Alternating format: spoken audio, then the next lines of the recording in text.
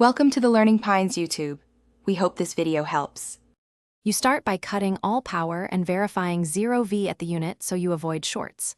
Once done, remove the front panel and wash the filter or set it aside. This gives you clear access to the indoor PCB. Use your camera phone to photograph wire routing before touching anything, and keep the user manual and a multimeter at hand. These steps prevent mistakes and make reassembly straightforward. Now move to the control interface and identify the auto mode signal wire. Next, locate the PCB area with DIP switches or a small jumper labeled auto or similar, changing that is safest and reversible.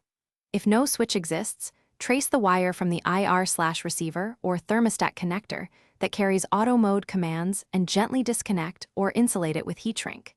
You do this so the unit stops receiving automatic sequencing while still allowing manual fan and temperature control. After making the change, power up briefly and cycle manual mode. Finish by reassembling the panel and securing all connectors exactly as photographed. Restore power and run a full manual mode test. Set temperature, test fan speeds, and check swing. Make sure the compressor and fan behave only under your manual commands. This confirms the auto path is disabled. If the unit still reverts to auto, then the receiver board or an internal sensor may be faulty.